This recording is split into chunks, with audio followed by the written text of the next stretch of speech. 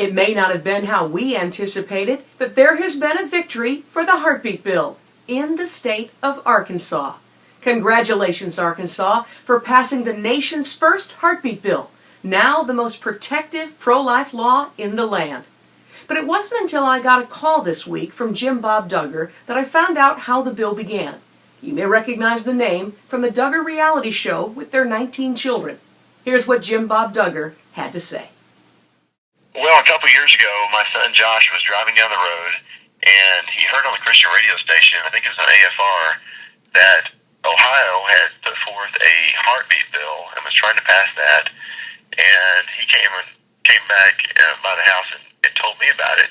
And I thought this was a profound way to save babies' lives. And I thought the name of the bill was just incredible. And so we looked at the content, and we thought this is a great angle that I hadn't heard anybody else use in the pro-life cause. And so a friend of mine, Jason Rayford, who's a senator in Arkansas, was looking for a pro-life bill to run. So I called up Jason and told him about this. And he prayed about it. He said, Jim Bobby said, I think this is the bill that I need to run.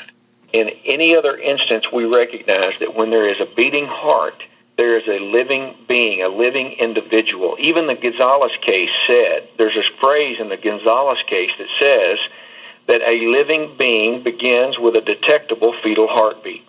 And when the bill ran into trouble in the House, the Senate was willing to do whatever it took. A gang of senators went over and helped convince the Speaker of the House in Arkansas that they needed to get this out, or they were not going to allow any legislation to come through the Senate. When the Arkansas governor threatened to veto the bill, claiming it was unconstitutional, here's what Senator Rayford said to him. Governor, I'm not going to argue this bill with you in here. It's very easy. We want to protect the life of innocent unborn children.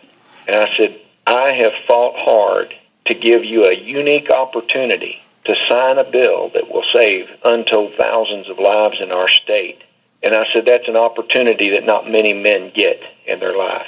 And I'm just asking you to take the opportunity. He said, Jason, I'm not going to do that. I think it's unconstitutional, and we went through a long discussion about that, and I can talk about that later. But I said, Governor, there's one thing that you said that changes this debate.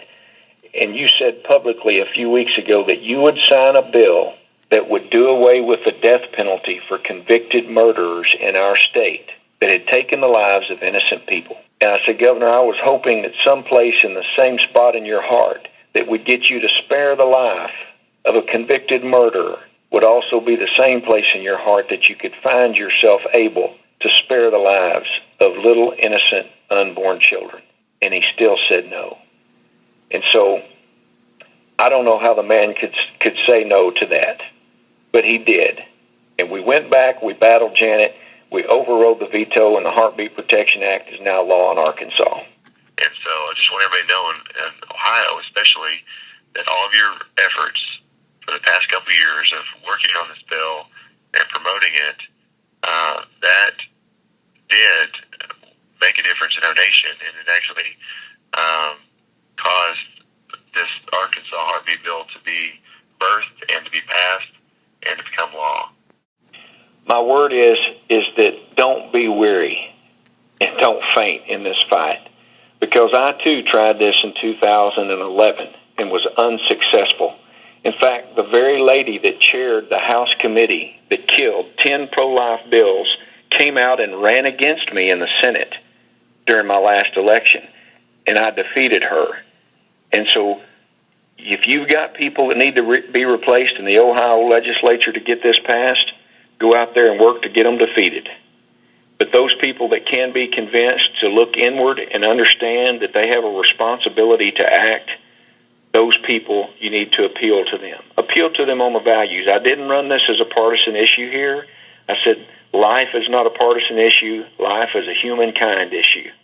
And I want to say this to the people that may have fought you in Ohio and said that your method is not timely. I want to ask you, when is enough enough? Is it 55 million, 56 million, 57 million? Is it 60 million? I settled it a long time ago that whenever God tells me to do something, I'm willing to stand there and accomplish whatever He's set me to do even if I'm the last person there or I'm standing alone. And there's very, very many times during this debate and this time where I would come back in my office and I would have been betrayed. I would have had people that did not hold their word, and you really feel like giving up, but you have to commit to it. This issue is greater than the individual. This issue is greater than the legislator themselves. I stood in the rotunda of the state capitol in front of several legislators and several pastors that had come to pray here many weeks ago. And as I looked at them, I told them, I said, whether you get 10 million votes for yourself as a candidate, or you get tens of millions of votes for yourself as a candidate one of these days, when you get to the end of your life, there's only one vote that actually matters. And I believe that when you stand before the Heavenly Father, I want to be one of those people that He says, well done, thou good and faithful servant.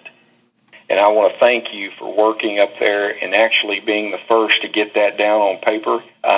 You've seen what you've done and what you started come to life, and I can tell you that babies in Arkansas are going to be very grateful to you. Thank you, Senator Jason Rapert, Joshua and Jim Bob Duggar, and all of the courageous legislators in the state of Arkansas. May every state in America follow your courageous lead and protect babies with beating hearts with heartbeat bills of their own. God bless you.